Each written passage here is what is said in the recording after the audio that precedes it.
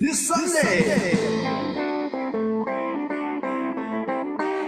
Every Sunday, side by side at the microphone, from the green light to the speed trap, Chris Switzer and Ray Carino calls them as they sees them, and you better believe them. Here, relevant news, biased opinions, and outright bullshit regarding every aspect of automotive culture. Gasp at mechanical trickery never before revealed over FCC-regulated airwaves. Thrill to the explosive tension as Chris and Ray cuss each other down the track and barrel roll across the finish line, laughing at certain disaster as they shake hands for the devil. All that and much more this Sunday at high noon on the Motormouth Radio Hour. Call in and speak live with the Wizards of Speed and live feed, Chris Switzer and Ray Carino. Bring the whole family. Kids under 12 get in free. Every Sunday at noon on WHPC. Take the Long Island Expressway to the Meadowbrook Parkway and look for the sign saying no parking on the expressway and no express service on the parkway. Go right on Highway 24 to Garden City. $2 all-day parking includes pit pass. Sunday!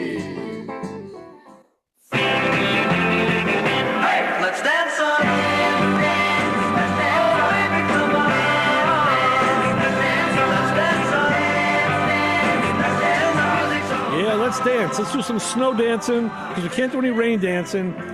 Right here on Motormouth Radio, Long Island's only automotive talk show with your hosts Ray Guarino and Chris Switzer. Chris, how you doing? Boogieing over there in the basement dacha. Oh yes, I'm a boogieing away down here. I'm freezing my Kanakis off. That's for sure. But taking a look out the Nutmeg State Constitution State weather window, I see a lot of white stuff, and it's not making me happy. That's all I have to say. Yeah. Not making me happy. I'm going to have to go make with the shovel the second this fine, upstanding program is over and shovel my way out. I guess we will talk about some snow today, but I want to show you something. What do you got? The host that preceded us, Rob Leonard, with the Free For All, he did So he left his breakfast. No, he left a whole bunch of stuff. We're not going to talk about that. He left his shoes. No, I think he has them on him. I don't see them here. Okay, there have been times. Rob gave some really good snow advice earlier, like he always does, about cleaning off your car. He said, look, it only takes about 4 minutes. All right, he went through all that. Great. I said to him, Rob, that's always good. You're very good at that. That's good public. That's good. So Rob also did leave something. He left his snow brush. Rob is a good what? There's no bristles on that brush. It's a piece of plastic. Right. For the man who tells people to clean off their cars and get the windows, get the roof, get the bumper, get the trunk, get everything because you don't want it flying off. That's the tool he uses. And he says, I said, where'd the brush go? He goes, I don't know. It just fell off. All right. Oh, please go to YouTube and watch this. That's hysterical. So that's incredibly funny.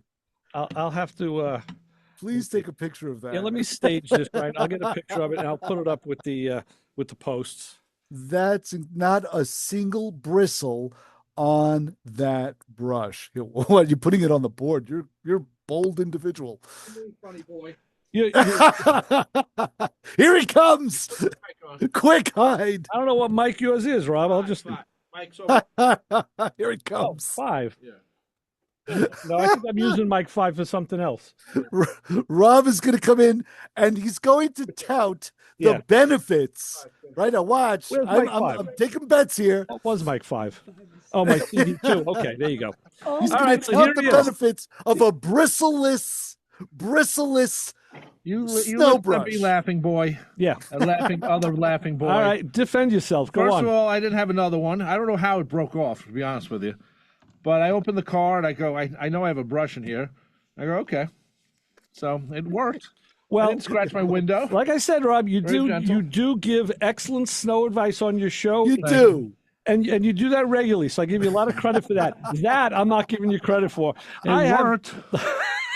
I don't care. I'm sure it worked. And Rob doesn't have to worry about the finish on his paint because he doesn't wax his car. So no, but my car is 21 years old. It has that thing where it's sat in the sun for all that years and it's faded. What?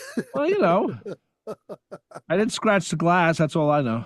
That's good. Right. That's right. That's all you care about. Doesn't matter about the laughing paint or boy up in anything. Connecticut, Yeah, I owe you a phone call. Yeah, So I know. when Have I you call you, I'll chastise you off the air. Ray, did you see the new picture of Chris on the wall? No, I didn't. You know, for those who don't know, all the hosts have a picture of themselves on the wall. Chris, for months, Is had it the black silhouette? just the black silhouette. yeah. But That was now, me. Okay. But now he has this very mature-looking picture. Oh, I'll have to go check that out after the show. I don't know. What Mature talent. Maybe I'll post Mature it. talent. Yeah, that's All what right, you very want. good. But yeah, That's what we're nothing doing else to here. use. And actually, I use the front of the part that's on the top of it. You know, The scraper. Scraper part. I use mostly that. You could do that. Oh, good. Yeah. Right. Next time, just use a shovel or I have a old. You know Ice what I have for a pick. shovel? I have my old shovel I used to use for landscaping. I still have that. Okay. I'm sure it still has dirt on it. Now, I bought one a couple of years ago. It's plastic, and it's only about maybe 8 inches, and the handle retracts. Right. Okay. And I use that actually for cleaning the snow off the deck steps. But it's also good to keep in the car because if you had to dig yourself out, you could. So Well, where I live, they don't clean the place up until after the snow stops. So if it had snowed a little more, I might not be here right now. I would have called a cab and spent $30. So anyway, I'll say it one more time just in case anyone out there, if you're driving and you haven't cleaned your car off, shame on you. Shame, shame, shame. Just take an extra 4 minutes, clear off the top of your car, your roof, your trunk, your windshield, your back windshields, and the side windows. It literally takes 4 minutes. So Very true, Robbie. So- And in some states, advice. it's illegal. yes, it is. yeah, but I've never seen a cop pull anyone over. No. No, but You know, still. they have other things to do. Right. Mhm. All right. And the other thing, there's one more thing. What's up? I was on Hempstead Turnpike, and a car going east had to make a left-hand turn and cross over the west side. Tough today. And instead of waiting for 2 cars to pass him, he had no one behind him. Yeah. He had to race out in front of him. Yep. Now, fortunately, the guy who was in the right lane, who was ahead of me, I saw it happening, so I just slowed down. But that guy didn't. Right. And he easily could have ran right into him. Sure. Oh, yeah. So that's the part that bothers me. Just stupidity on the roads. People are driving wait. like it's dry. Right. Crazy Long Island drivers. Oh, please go on. Right. Exactly. Are you trying to say that Long Island drivers are not as good as they should be, Christopher? I think it's kind of you a thing. accurately portrayed it, Rob. You've encapsulated Yeah. exactly what I was saying in one efficient line. Yes. Okay, That is well- exactly what I'm saying. Anyway, nice talking on your show. And next week Kim's going to give me a new brush. So All right. she has like 7 of them, she says. Excellent. I want a And new. by the way, on Long Island, the snow melts on Wednesday. So Yeah. Well, okay. yeah. All right, Rob. see you guys later. Thanks, Rob. Thanks, Robbie. Okay. All right. So, I want to tell you something else that I saw today. That's a guy who thought he was doing the right thing. Here's a guy in a Yukon, a Chevy Yukon, and it was an older one. It might have been early 2000s or whatever. And on a normal day, this looks like a big, heavy, stout truck. But he had and the guy in the truck was a big guy. Not that mattered. Okay. But he had a full-size metal snowplow on the front of this truck. Okay. Okay, nothing strange there. The No. strange thing was he was definitely not playing by the rules because that truck had a nose down affair to it because the front springs are 20-something years old So they're crushed. and the back of the truck is up. The weight of the plow is weighting down the front of the car.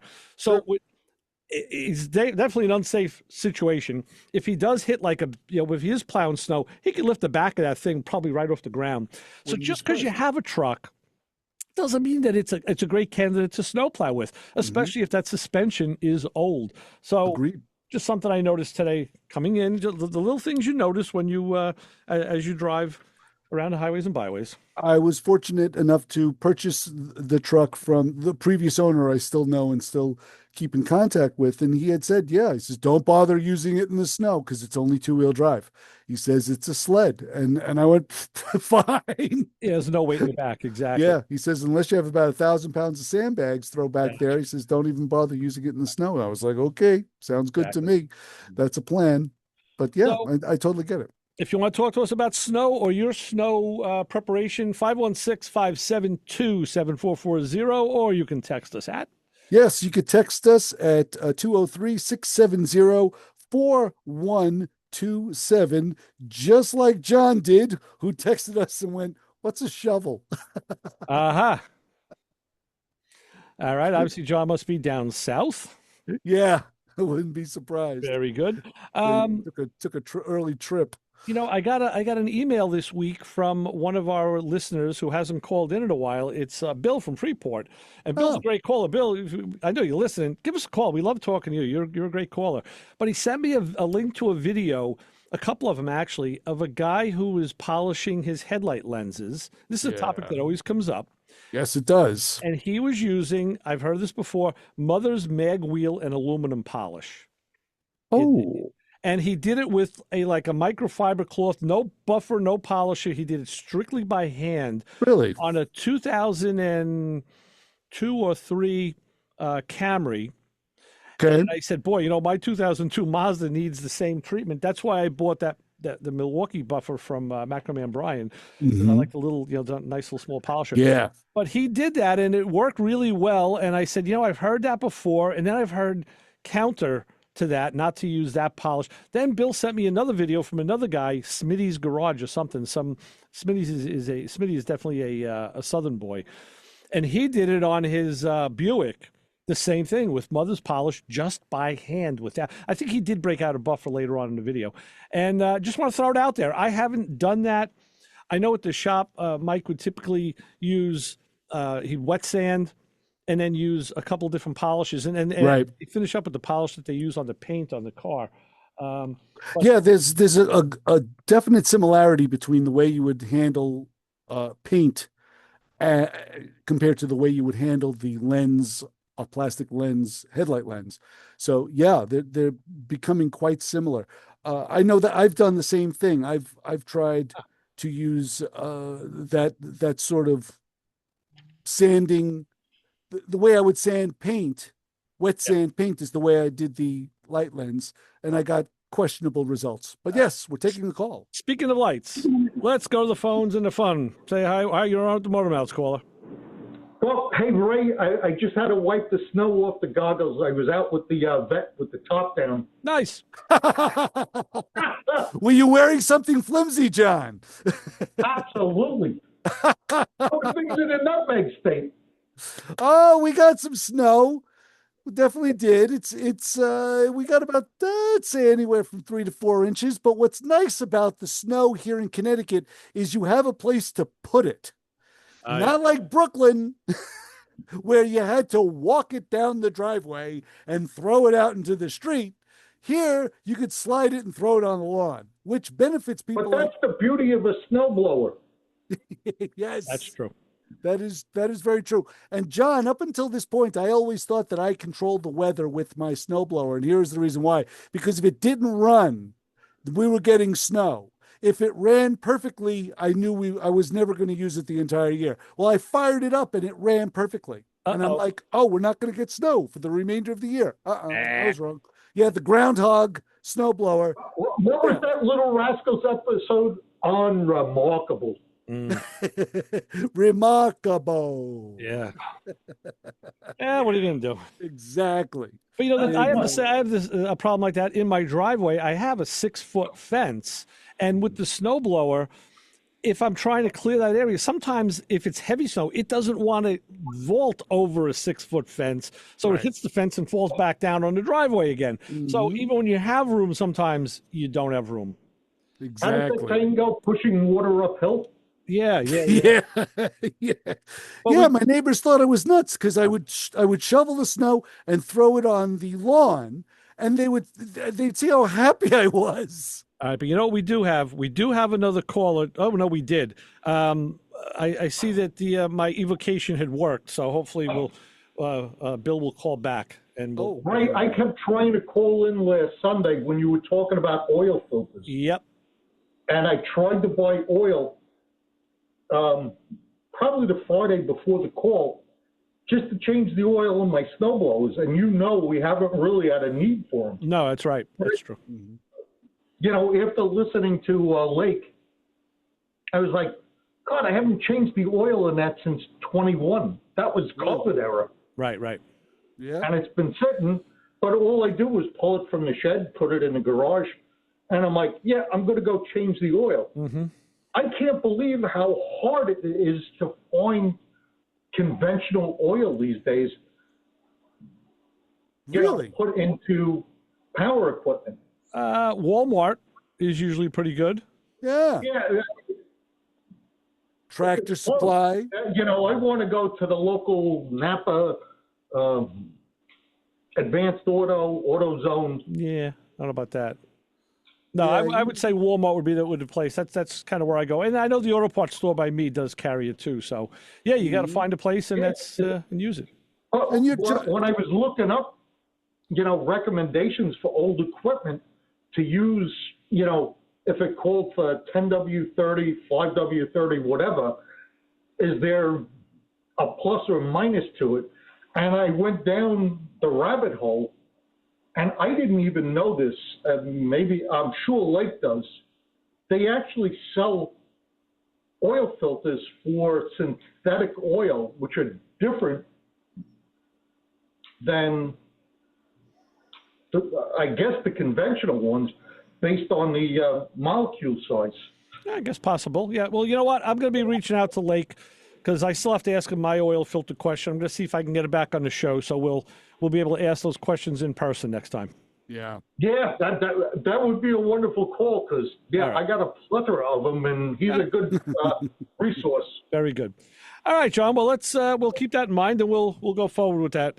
Definitely. Okay. Make sure you clean the tops of your cars off. Yep, you got it. With Rob Snowbrush. All right, guys. All right. All right. Done. Take care, John. All right. Bye-bye. Bye. All right, bye. Yes. It's so funny because John was talking about synthetic oil. I noticed that in the colder weather, the synthetic oil I have in the crankcase on the Explorer, it's almost like I hear every nut and bolt rolling around in there now. It doesn't sound very quiet. It's like the oil's so thin, you can almost hear the operation of the engine that more intently. We hear the operation of the phone when we say, caller, you're on the motor mouths. Oh, yeah. Bonjour. Joyeux Noël. This is Liz. Hi, Liz. Hi, Liz. How you doing? I am great. And, I remember to put my wipers off last night, and I saved them.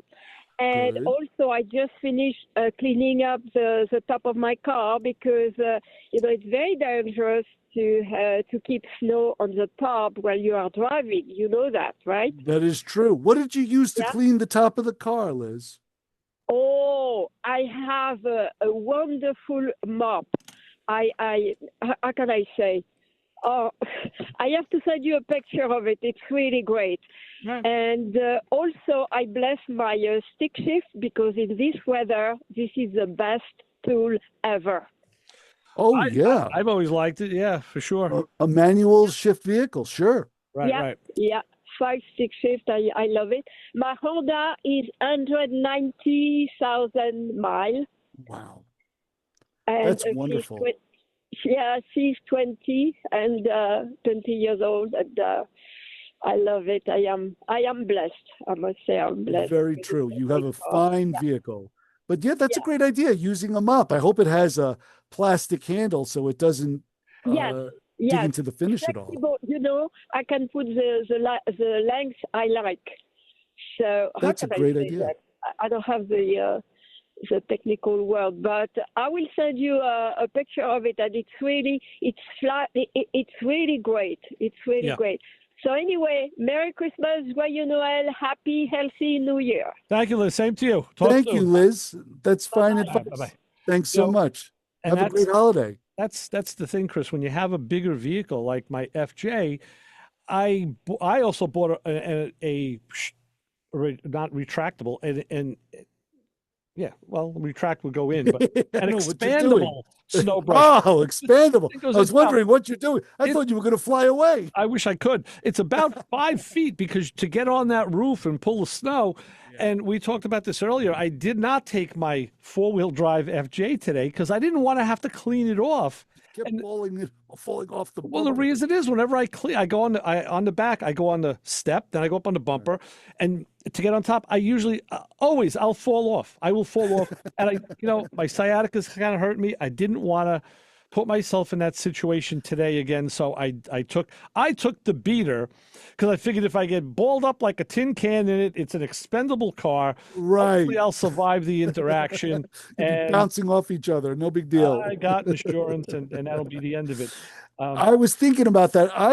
What I've been doing, especially when I'm washing the cars, I used to open the back door and then hop on the rocker and wash the car that way. Sure. And the same thing would happen to me. You always had that chance of falling off. You have the chance of getting water in the car. So I don't do that anymore. Now I just have a 5-gallon empty spackle bucket. And I roll that thing out. I put it on, I step on that. That's what I use. And so I have one bucket that's full of water, and I have one bucket that's upside down that I stand on. I've actually brought out a step stool and used that because, so enough snow. I'm going to deal with that later. It's going to be slow going home. I've had enough of that for now. I don't want to talk about snow anymore. What I do want to talk about is took a job in, and I usually don't do this. I usually don't mix my professional encounters with people. But I do the car inspections, and one of the last ones I did was on a Corvette, and I got to talk to the guy about carburetors, and he asked me, I said that I rebuild them, so he wanted to know if I was available, and I said, I could be, depending on the time, the price. Well, you know what? We'll get back to. Let's go back to the phone and the fun and say hi. Call your automotive mouths.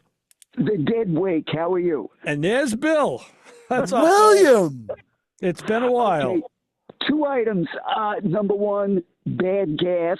We've all been to White Castle. And last number week. 2, and we've all listened to this show. Charging. Okay. Okay, so I had that 87 Celebrity. It's been sitting 20 months. Okay. All right. Not touched, not moved. I probably should have disconnected the battery. Would have been a good idea. Right. Yeah. So there was less than a volt in the battery. You're at plate sulfation. You're at where the plates flip. You're at paperweight sulfation. Yeah. Okay, so I have this smart charger, and it does some kind of a pulse thing. Like those beds in the motel. Yeah. I know what you mean. Yes. I know which kind of motels you stay. You got to put a quarter in it, though. Yeah.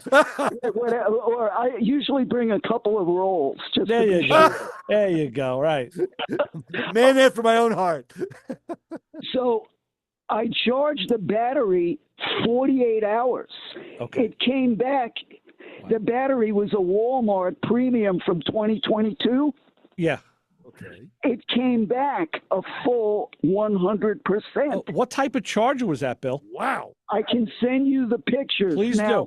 Yeah. The issue with those little smart chargers, if it doesn't see enough voltage, it'll come back as either bad connection or bad battery. Yes.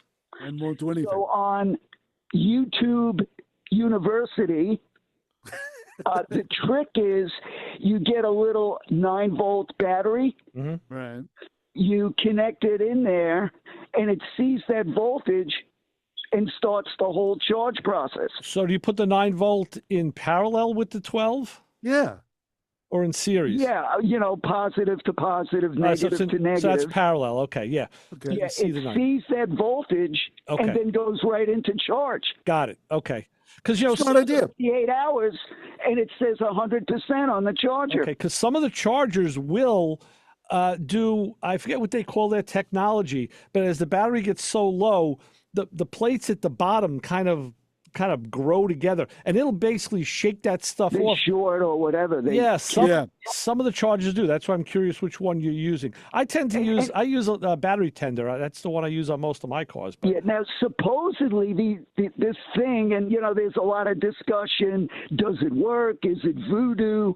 But all I can tell you is it worked on this battery. Good enough. Hey, yeah, that's a positive testament is one we have to pay attention to. So, and I will send you the pictures. Yes, please. As far as the gas, now remember that was all of 20 months or more old. Yeah. the car started, I never want to dry start it on the first pop. No. Mm-hmm. So on the second thing, it started and ran. That's crazy. With 2-month-old gas. I mean, I'm going to tell you a story about a carburetor I'm working on that is like just the opposite. But Bill, we got to talk about something very important, Bill. Where does the motor mouth radio curse come into play here? It absolutely came because when I stepped on the brake pedal, as soon as he tries to stop, well, that's where it comes in. Yeah, there was a puddle of brake fluid. Right. That negated all the positive battery and gas issues that you had. So either one of the lines, or I think one of the wheel cylinders. I had changed those wheel cylinders maybe about 3 or so years ago. They were brand new, but something let go. Yeah. There is a cloud, over any vehicle that I own. Without a doubt. Us, for all of us, that's very true. And the other thing, as far as lifting the wipers, there's been discussion. I don't know if leaving that wiper up stretches out the spring long term. Well, it does, but you're not leaving them up long term either. Up overnight. But I find that it's just easier, to get at the windshield that way. That's really why I ever do it, is so I can get at the windshield better. But right, frozen too. Yeah. So I mean, everybody you kind of do what you like. You do what works, and you stick at it and stick with it, and that's it. Yeah, I will send you pictures of the charger. All I can tell you is what worked for me. Yes, excellent. And if you send them to me today, Bill, I'll get them up on this week's post. So we'll immortalize them on our social media stream. Right. Bill, we love talking to you because you bring us back to the 80s. Do you need the name of the motel with that vibrator? Or? No, we know where they're at. In fact, most of them have been knocked down already, so they've already taken care of that. Including the Buttafuoco one on Sunrise Highway. Oh no, that's still there, and also the one in Freeport. Yeah, that's also still there. Yeah, I think you pay extra to rent that room. Probably. I don't know. I don't know. The Buttafuoco kind of a good luck thing you tap before, Yeah, you have to be a local to understand that story. But all right, Bill. Thanks for the info. We appreciate it. Enjoy. All right, man. Thanks, Bill. Always a pleasure. So that's good. Bill does communicate with us via email. He hasn't called in a while, so that's good. I'm glad he did. And you know what? We're close enough to the bottom of the hour. Let's take our break. Because I need some oxygen. I know, and I will tell you now that your WHPC weather forecast, powered by Pantano's Gourmet with locations in Hewlett and Uniondale, and I don't have the paper today, so I'm going to wing it. I'm looking at the WHPC weather window. It stopped snowing, but as of right now, it's 26 degrees, snowing, and it's going to continue. They're saying after 3, sun should come out. This evening, it'll be down into the 20s. We're in for some cold Arctic weather is what's going to happen. Really, really cold. Later tonight, it's supposed to drop down to the teens up here. So the outside cat is. We bought a house for the outside cat that's heated, and you see it looks like she's birthing herself when she comes out of it because she's a big cat and it's a small, but she's in her abode. And tomorrow's supposed to be more of the same. Snow is ending, and then you get out and shovel out, and everything will be fine. But stay warm. So I have to tell people, I'm happy to say, you can now download and update your WHPC app and enter to win a 4-pack of tickets to see Hot Wheels monster trucks, Chris. That's cool. Our listeners will love that. It's the Live Glow and Fire 2026. I guess that's what they're calling it, for the last time ever at Nassau Coliseum on Saturday, January the 17th. That's because they'll come to their senses after that. Maybe. Anyway, bringing Hot Wheels monster trucks to life, including Mega Rex, Tiger Shark, Bone Shaker, and Skelosaurus. Sounds like every Saturday night when I was single. Alongside FMX riders performing jaw-dropping stunts and a fire-breathing, car-crushing robot dinosaur. Plus, it gets better. See the all-new truck to the tour, the Rhinomite, the Dynamite Rhino-themed truck, charging horn first into the competition. I had that once, and I got shots, and it got better. Excellent. So for more information, it's available online at NassauColiseum.com. But download and update your WHPC app and enter to win now. With that, do we have an honor group of the hour? We do, actually. I don't think I could top that, though. The Motormouth Radio honor group of the hour this week are those that consider themselves the scan tool generation. Yeah. These are the folks that don't ask, what's that noise? They ask, where's the OBD port? Before the engine even cools down. They trust the blinking check engine light more than their own instincts, and they believe every problem can be solved with a firmware update and a strong Wi-Fi signal. They believe every problem can be solved by plugging something in, scrolling a screen, and Googling P0420 urgent. So, if you believe that wrenches are optional, but charging cables are mandatory because you won't even pop the hood until a code reader has spoken, preferably in some sort of acronym, then you are part of the Motormouth Radio honor group of the hour. And you're in Joe D's world, because that's definitely in Joe D's world. That's what Joe always did. All right, let's take our break. We'll be back in a little bit with more Motormouth Radio with Ray Guarino, Chris Switzer, and more fun and hilarious. I'm going to tell you about this carburetor job that I took on, and boy, it's gruesome. So yeah, so keep it where you got it on 90.3 WHPC.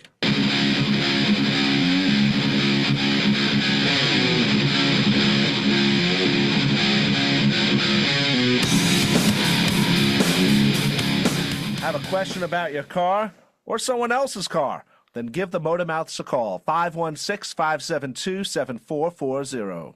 This show on 90.3 WHPC is brought to you by CarStar Celebrity Chase Collision, with 2 locations in Limerick and Oceanside, who remind you that New York state law says you always have the right to choose which shop will fix your car. CarStar Celebrity Chase Collision offers a full range of services, 24-hour towing between Montauk and Manhattan, shuttle service, and they can help you with a rental car arrangement if needed. All repairs include the CarStar Lifetime Nationwide Warranty, ensuring that the experts at Celebrity Chase Collision are always on your side. Y sí, hablamos español.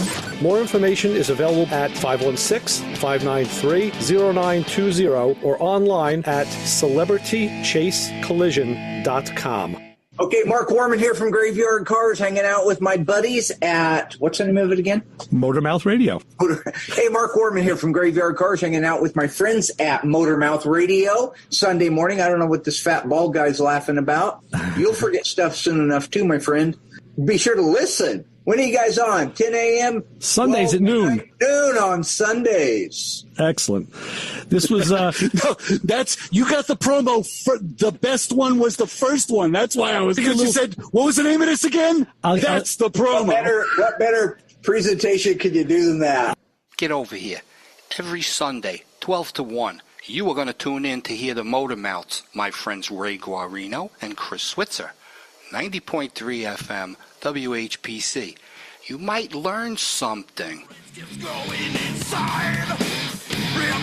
Yeah, you might just learn something. Hang on long enough. It might be about snow. It might be about carburetors. It might be about probably not how to do a radio show, but maybe you'll learn something. Maybe we'll learn something. Let's go with that one. Let's see if maybe we could learn something. So. Okay, hold on. Before you jump in, I just want to throw something out. Hey, Man Brian just texted us. Okay. At 203-670-4127. Going back to the snow issue, he said, tell Rob to come to Maryland. Said they like to pull you over if for that not cleaning off your car, the roof of your car. He says. Oh, good. So they're active police enforcement of snow on your roof over in Maryland, wherever they. I mean, I wonder, Brian, did you get snow? Well, I'm sure he did. Yeah. All right. So that answers that question. Thank you, Brian. We were wondering about that. That does answer that question, like you just mentioned. Where we don't really see it here, but I guess in Maryland they do. So good.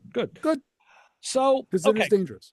So the fellow who I did this inspection for, we had a conversation, and he asked if I could identify a carburetor. I actually picked out a carburetor on the car. He says, "How do you know that that's what that?" I'm like, "Listen, I peeked between the air cleaner and the valve cover. I could tell."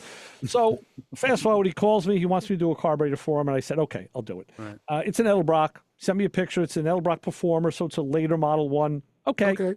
Now, those carburetors are not particularly hard to rebuild because it's really just two pieces. It's a top and a body. There are 2 floats, so the adjustments take a little longer because I'm very precise about those adjustments. Right. And as soon as I got it home, and I said, you know what? I'm not doing this one out in the garage. It's too damn cold out there. I'm going to do it in the basement. And man, as soon as I cracked open, the varnish smell was intense. The whole bottom of the fuel bowls are just black. I mean, black, and the floats were black. So I said I'm going to ultrasonically clean this. Right. But I'm not going to do it out in the garage because what I like to do is I have a 3-liter cleaner. It's a big one, and you like to heat the water in the cleaner. And now you're fighting the ambient temperature, and also I brought the ultrasonic in the house. I told my wife, she was going out yesterday to do some errands. I said, I'm putting this thing in the kitchen right next to the sink. And now the way I do this is your wife is a patient woman. Well, follow along. Okay, the way I do it, I follow this guy. I've already followed along. Steve's Small Engine Repair on YouTube. Okay. He does a lot of small engine, and hence the name. Right. And he did a lot of videos on ultrasonic cleaning. And from him, I learned to use secondary containment. So in other words, instead of filling the ultrasonic cleaner with the solvent that's doing the cleaning and putting your parts in, now you got to clean out the ultrasonic. It's, you may want to do something else that isn't dirty. You got 3 liters of area that you're cleaning, basically. So what you do is you fill the ultrasonic with water, and you get secondary. So he's using picture a small cube carburetor off a chainsaw or something. Yeah. You can drop that in a glass jar that you can seal. Sure can. And in the glass jar is the solvent that does the cleaning. You toss that into the water. The 2 never mix. So the solvent is contained. So the problem I have is with a carburetor, I had to get a big Tupperware. It's about this big. My hands are out to my shoulders. Right. And because a 4-barrel takes a lot of space when it's apart. And that goes into the big ultrasonic cleaner. And so then, I've been doing it like that for a couple of years already. Then the question became, what's the best solvent to use? And again, Steve had some thoughts on this.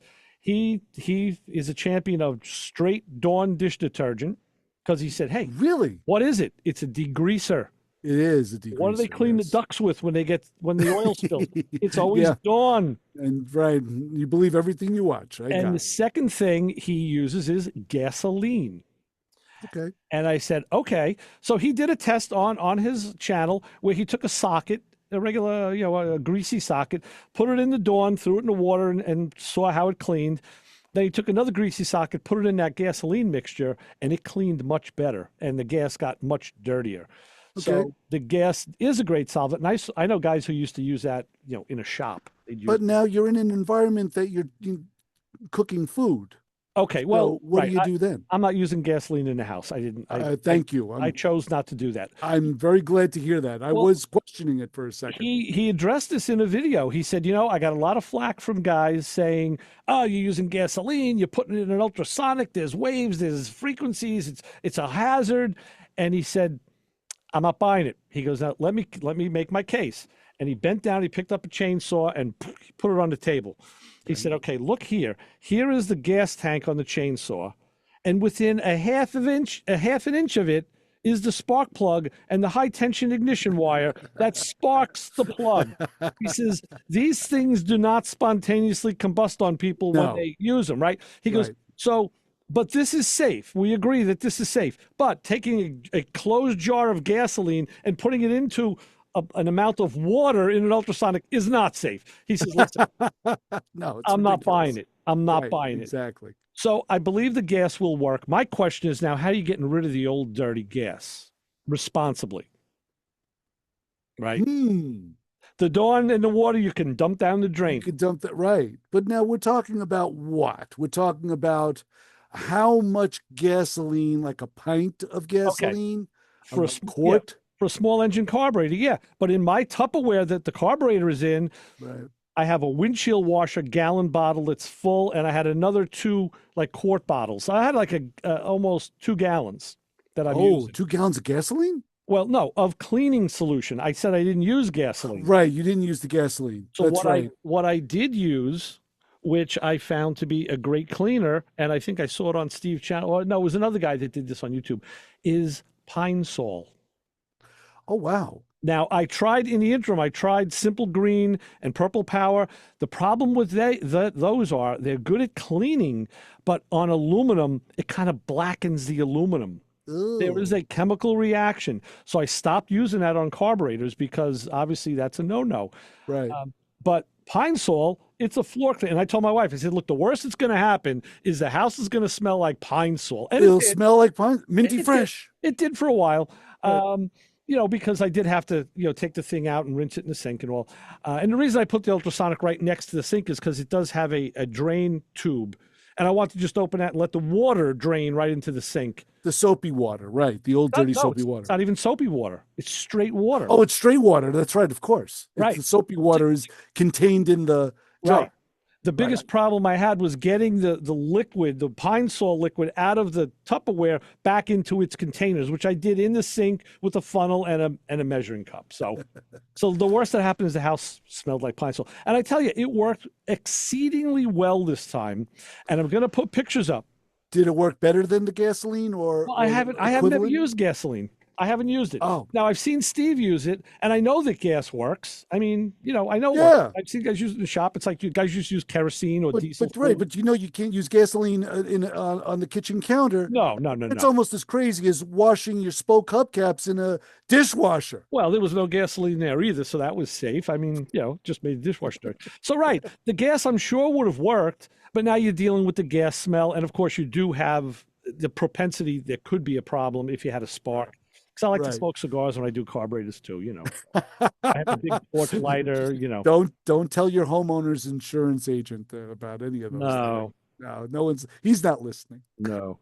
So anyway, I just wanted to say that the ultrasonic is the way to go, and the Pine Sol really worked well. So if you want to try that, try it. Great idea. And the reason I like it is I could buy it in the supermarket. I could buy it in 7-Eleven. Right. I can dump it down the sink when I'm done with it. Yep. It's not a noxious fluid. And it makes the house smell minty fresh. It's fairly, it's not expensive. I think, I don't remember what a big bottle of Pine Sol costs, like $3, $4. Sure. So, so I good idea. I sent the fellow some pictures when I cracked the carburetor open. I said, I got to tell you, typically the first job I get from a person is usually a cakewalk. It's usually an easy one.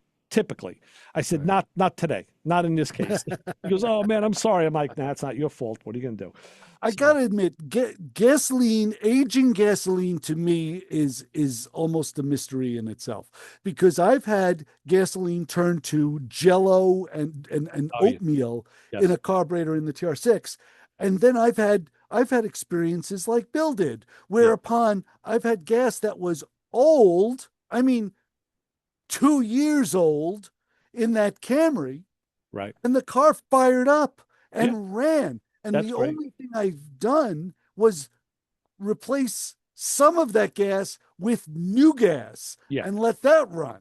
Yeah. I still have 2-year-old gas in that Camry mixed in with fresh gas. Okay. But I got the same result that Bill did.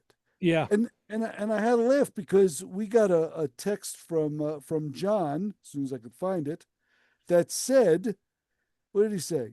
He says that's a nice part about newer vehicles. He said most of them that are fuel injected, he said, holding the gas pedal to the floor cuts off the injectors and will not start the engine. Great way to lubricate the engine after storage or after an oil change. But the point of the fuel injectors themselves, it's not a carburetor. Right. And just for the fact that, I don't know, does it handle old gas better? I've seen plenty of dirty and fouled injectors. Yes, agreed. Totally agreed. But I've had the same results as Bill did. And I don't know whether it's the shower head that he has on that Chevy Celebrity compared to a set of injectors on They were worse, though. From my experience, they were worse. And they were worse because they're at a lower fuel pressure. The injectors have a higher nozzle pressure. And injectors do get clogged. They do get, they do wear out. There's a lot of things that happen to injectors. So I would say for now, I mean, both you guys are lucky. That is probably the anomaly in the whole thing, and good. The thing I would also say is every once in a while run especially in the case if you want to revive an older car, let the gas run down a bit to like a quarter tank. Get yourself a good carburetor or a good fuel injector cleaner. And I tell you, the one I use, Yeah. Lucas makes one, and there's another company. It's in a can. Lucas makes a very good one. Yes. It's an orange. It's in a tall, thin bottle. And if you go to Walmart, go to Walmart, because right next to it, they have their Walmart brand. And I compared the ingredients. It's the same thing. And No way. It is. And it's a couple bucks cheaper. So I have like 6 of them at home now. Every once in a while, I'll just dump one into a car and like every 6 months and just let it run through. And that's, I think that is good practice, It's a good idea to do it right after you fill up, right? Because it should... No, they tell you on the label to let the car go down to about a quarter tank, dump this bottle in, drive about 50 miles, then top off. Okay. That's what they claim. And usually, I mean, listen, your mileage may vary. You can do whatever you want to do. I found that usually following the instructions usually works well or better than if you just add it to a full tank. Because now if you put it in a full tank, you've diluted it that much further. You want more of a condensed mixture. And that's okay. Makes sense. Yeah. So it makes a lot of sense. So that works. So again, ultrasonic, and of course Pine Sol is, that's my new go-to now on, and that's what's going to happen. So I don't know. Very good. 516-572-7440. The phone line is open, I'm assuming. It is. Phone line is open. And I can see the blue light of life from this vantage point here at the in the Connecticut studios. But yeah, it's been a basic quiet week here on the not because of the weather. I've come to realize I've just gotten to that point where working in this weather just hurts. Yeah, it does. It just hurts. That's why I moved the operation inside again. Yeah, and I don't blame you. I have a carburetor that I have to rebuild for the Chrysler because that's still on the card. That and I've come to realize the truck that I've purchased has absolutely no options in it. It's got nothing, right? Nothing. No power windows, no power locks, no power seat, nothing. It's just your box stock truck. So, of course, there's an aftermarket radio in there. So with the aftermarket radio, what else don't I have? A clock. No clock, because the stock radio would have a clock in it. Okay. So I actually went on eBay and I was searching around for a stock radio for a 1998 Chevy Cheyenne. And sure enough, there was only about 8 billion of them online. So I made an offer on some guy, and lo and behold, he accepted my offer, sent me the radio. So now I have to replace the aftermarket radio with this stock radio. Right. And it's funny, I've come to realize that if it's got to really, I've gotten such a lament about aftermarket things in vehicles. I just want to bring it all back to stock again. And it's not like this truck is highly modified. It certainly isn't. But just that fact that it's got an aftermarket radio in it, it's an old Sony. I'd be curious to see what they did to the harness. That's the question mark. But also just for the fact that it's so darn cold outside. Yeah, sure. That this isn't going to happen until at least 40 degrees. That's something that I always go out of my way with when I put another radio in a car. I go to Crutchfield, or now Sonic is another good place online, and you can buy the mating harness from the factory to the aftermarket radio. And if you want to change it, you're right back to where you didn't have to cut any wires. It's a beauty. I did that with the Corvette. I think I had mentioned I had taken out the old 84 radio out of the Corvette and I replaced it with one that fit. It was the same size, but it was out of I think it was like a mid-90s Oldsmobile. And it was nice. It was a cassette at the time, but it had the equalizer on there and all the bells and whistles, but it had a different plug. And instead of chopping that plug off and starting to attach wires the old-fashioned way, I went and bought that harness, and it was like, I don't know, it was like $20. Right. It wasn't a heck of a lot. It was just a harness and plug, slapped it in, done. Well, speaking of plug, I got to throw a plug out to my new friend, Sally Hogan. She's the operation manager. Kevin and I went to a gun show yesterday. Whoa. And we saw from the New York State Rifle and Pistol Association, nice, of which we are both members. We saw Sally. She's a great woman. and we got to chat and have some fun. We're also gonna have some fun here on the phone. So I just wanted to throw that out there. She wanted to have you do a co-host gun talk. We're getting to that. Let's go. Hi, caller. You're on with the Motor Mouths. Yeah, hi guys. Listen to you every week. Love the show. Okay. Who are we talking to? Wait, who are we talking? Yes. Oh, hi. Hi, I'm sorry. My name is Tina. I'm calling from Lynbrook. Oh, hi, Tina. Hi, Tina. What took you so long to call? I don't know, because I kind of feel like a jerk. Oh, no. You should. Anyway. You're in good company. Come on. Okay, I got a Ford Focus. It's 24 years old, 71,000 miles on it. It's in and out of the shop. I'm going crazy. Seems that when I have my foot on the brake and I'm at a light that takes a little bit too long, it starts to vibrate a little bit, and then she dies. Oh. But I get it started right away again. But this happens, and they have replaced everything as far as I know, cables, all the other stuff. And now I notice that there's a kind of a gassy smell inside the car. And I really don't know. They're saying it's not going to pass inspection because of the X's. The X's have to be cleared up. It's really a puzzling thing, and I don't know what else can be done with this car. I'll say. Do Any you have ideas why it stalls like that? Is your check engine light on currently? Nope.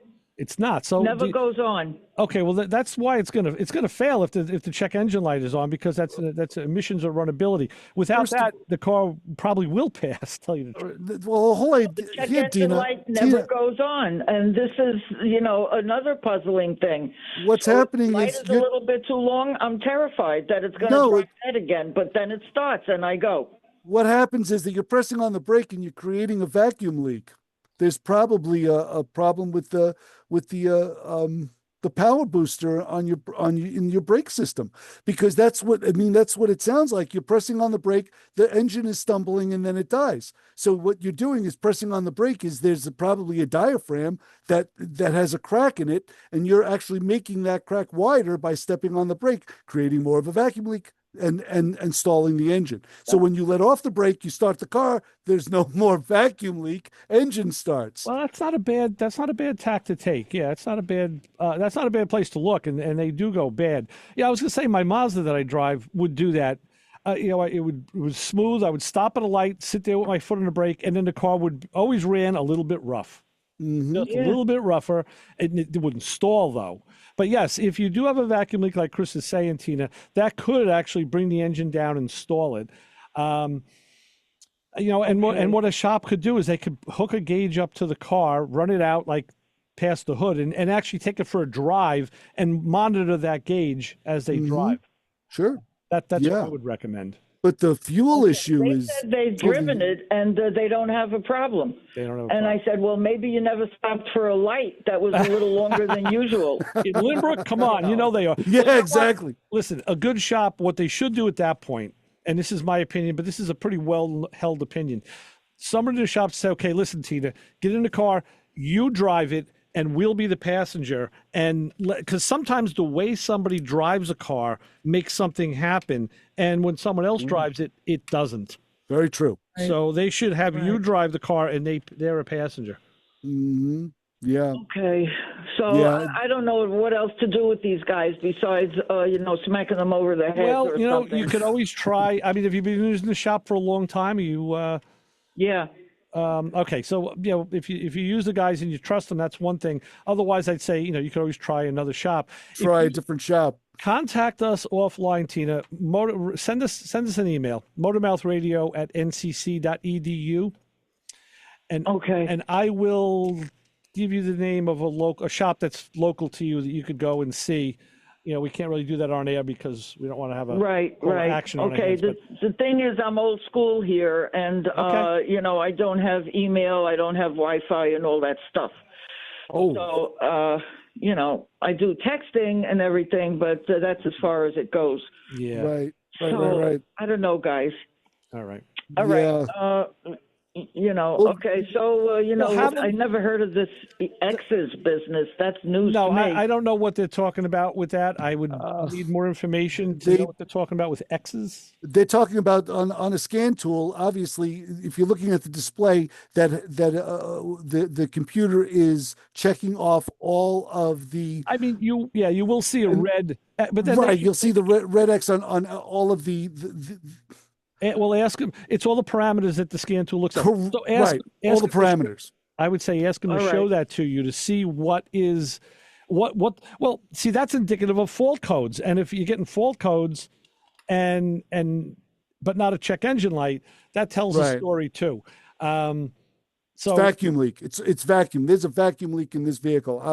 I'll put money on. You know what you would see? Yeah, that could very well could be, but it'll probably manifest itself back in the evap system or with the map sensor. And there are codes for that, and the map sensor will trip a code, will trip a light. Maybe the light isn't working in the car. That could be. It's possible. Oh, you guys are something else. I just wish I had my old 71 satellite Sebring back. Oh, yeah. So do we.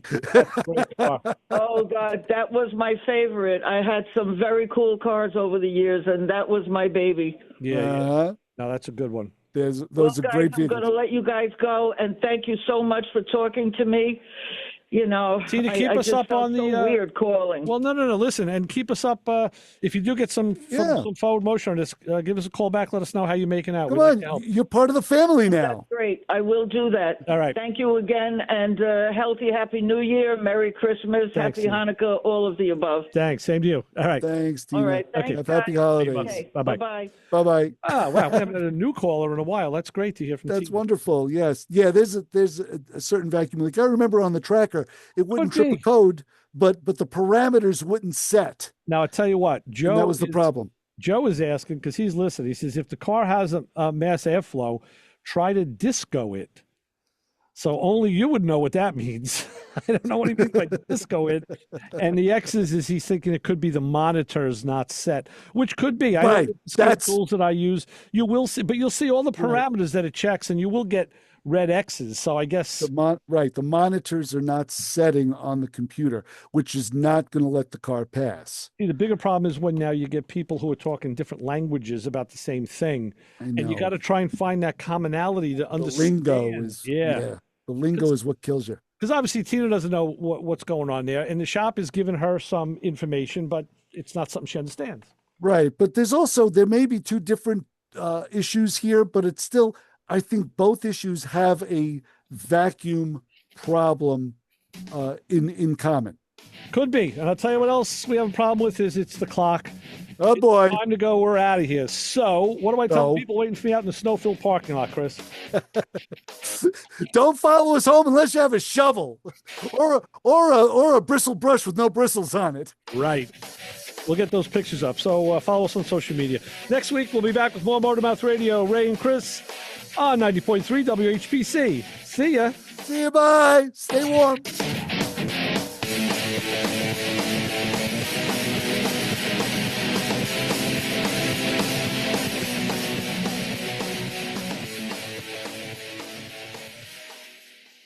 This is Mike Pantano, and this show on 90.3 WHPC is brought to you by my very own Pantano's Gourmet